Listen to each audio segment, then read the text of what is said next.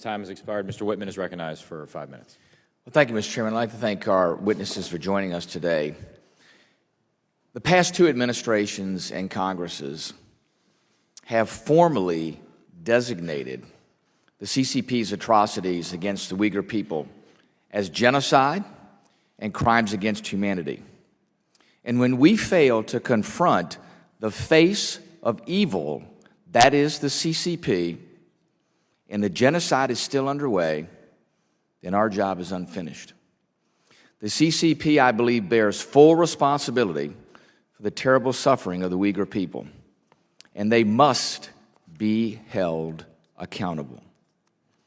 To date, we've levied a variety of different tools against the CCP in response to these human rights violations. We've had targeted sanctions, we've had export controls and import restrictions.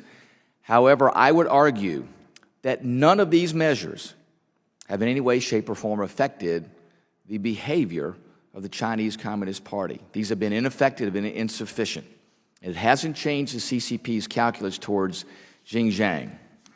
My question to the panelists is, what further actions must we take to truly alter Beijing's decision-making? How do we also raise this profile in the international community? Because this is of the magnitude where it has to be the United States and our friends and allies around the world. Please give us your perspective on how we heighten the sense of urgency on this issue and how we bring to bear the forces necessary to confront this evil.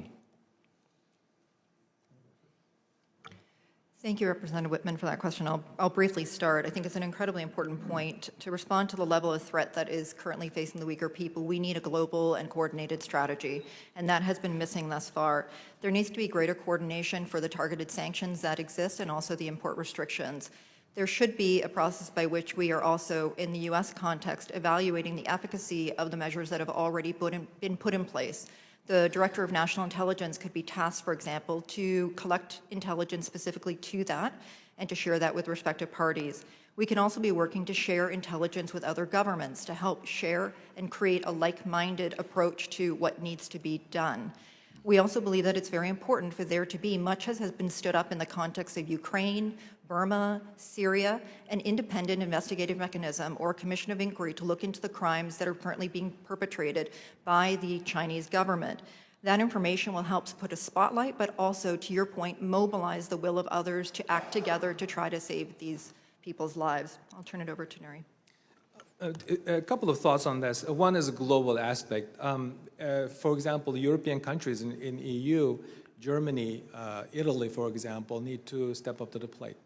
They can, and countries as Naomi pointed out, Canada, UK, and others that have a similar type of legal tools as we do, such as Global Magnitsky Act, they need to use it.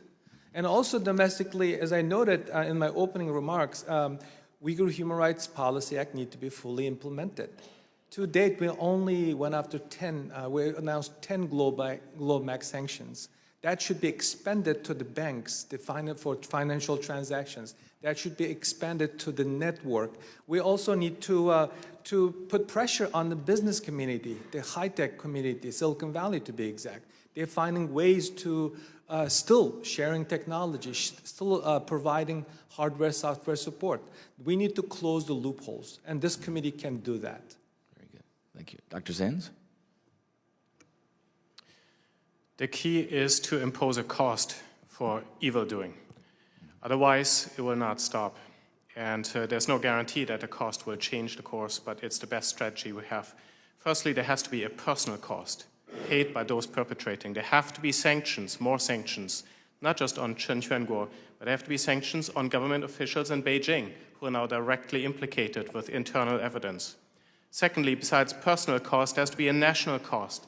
The national cost for the CCP is the economic sanctions related to forced labor. Work is done, but things need to be tightened, and products are still entering our country that shouldn't. And third, there has to be a reputational cost for committing genocide.